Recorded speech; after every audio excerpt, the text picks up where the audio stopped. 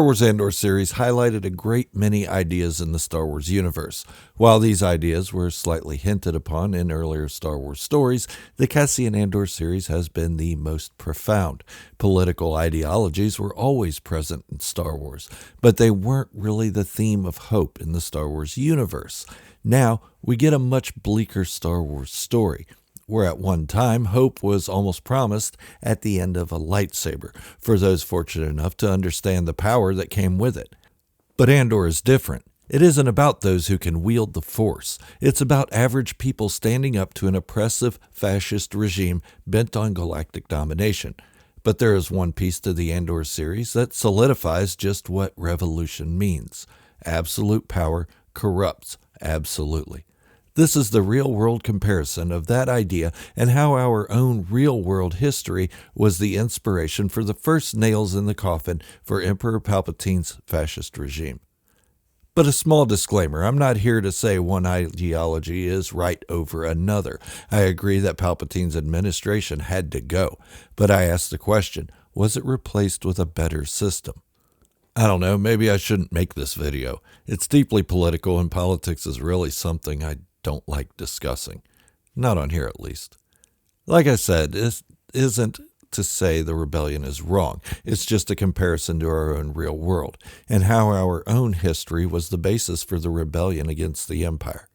But before we get into it, I've noticed a lot of you watch my videos but aren't really subscribed yet. If you're enjoying my Star Wars content, then what are you waiting for? Subscribing really helps my channel in so many ways. So if you haven't done so yet, go on and hit that subscribe button and help this channel grow to new heights. All of you are appreciated. You have no idea. And soon I'll be breaking away from the Andor stuff and getting back to more of the galaxy far, far away. This is my last video about the Cassian Andor series, at least for a little while. Next up, we'll get more into the Bad Batch and the Mandalorian, which is my favorite Star Wars culture. But until then, enjoy this comparison of real-world events and ideologies to that of the Star Wars universe, and make sure you stick around to the end to understand the full meaning.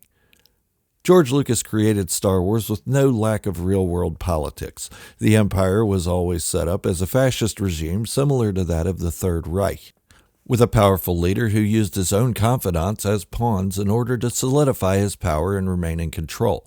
He would encourage unhealthy rivalry among his ranks in order to gain his favor. In the beginning, he was often given lavish speeches and seen in the public. But not long after, he became reclusive and controlled his empire from the shadows. But the biggest similarity is the idea of state before all else. Sacrifice for the state. Join the ranks for the state, for peace and security. In the meantime, he was committing inhumane acts against the very citizens he was swearing to be a part of. Wait, am I talking about Hitler or Palpatine? Both.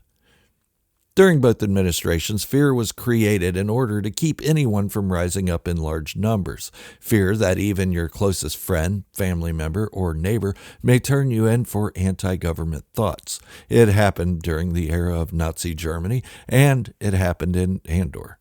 Remember Tim Carlo? What about Nurchi? The man who sold out Cassian to the Empire just before the Ferrex Uprising. But with the oppression comes a natural instinct to resist, and the Star Wars universe is in no short supply of those willing to risk everything for a chance to be free. Where in the past we saw a unified rebellion that was well-structured and a well-funded rebel alliance led by entire planetary systems joining the cause. Now we see a ragtag group using whatever they can get their hands on to fight back. Now everyone has a reason for why they fight.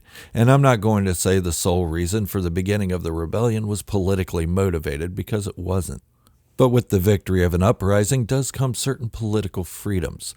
But first, it's just about freedom. A life without fear of retribution for thoughts and natural actions such as disagreeing with the politics of the current administration. Karis Nemec's manifesto is one of those freedoms that are not tolerated under imperial rule.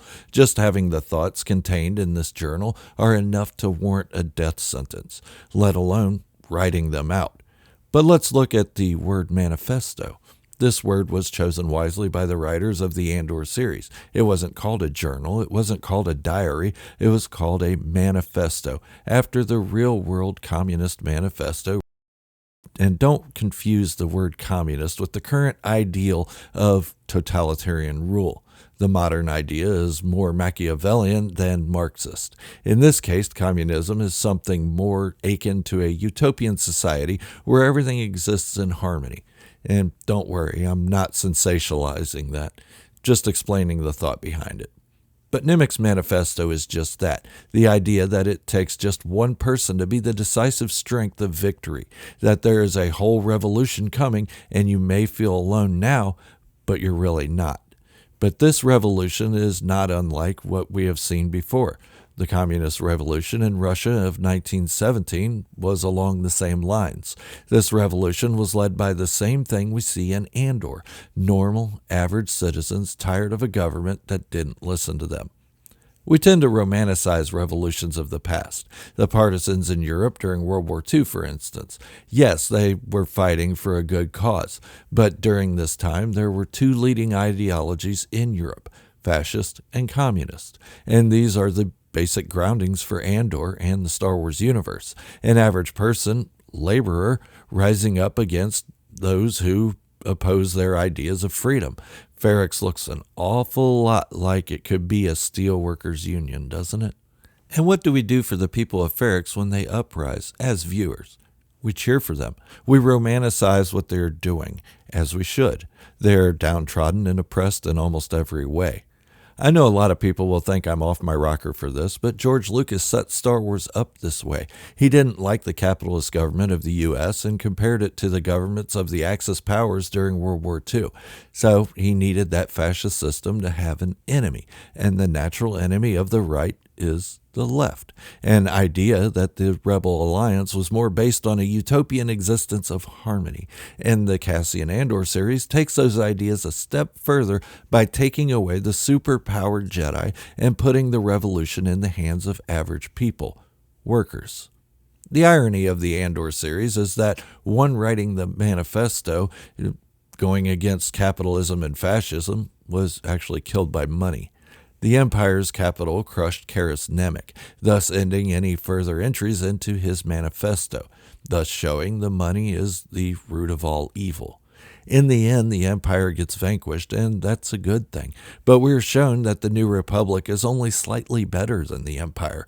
With the novel Bloodline, we're shown that dissenting views within the political system are shown to have negative consequences on the one disagreeing with them. Senator General Princess Leia Organa is ostracized by those within the government. They use the cover that she was Darth Vader's granddaughter, but the real truth is that she was anti-empire and any form of that government. The New Republic had a lot of senators who were still pro-empire, and we see that in our own real world, too.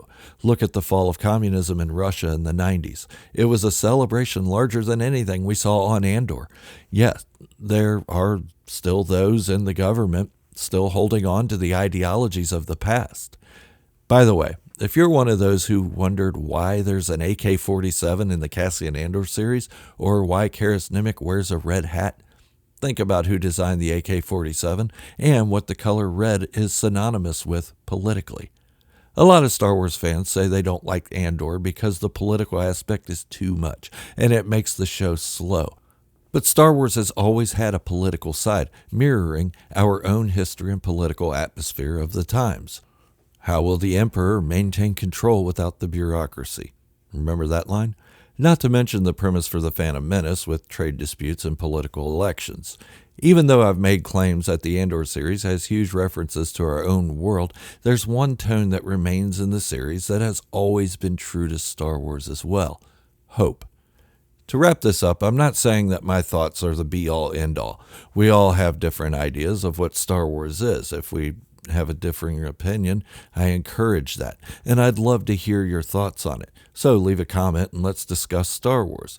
Next up, we'll be traveling back to the animated series, The Bad Batch. I like the Andor stuff, but it's time to move on.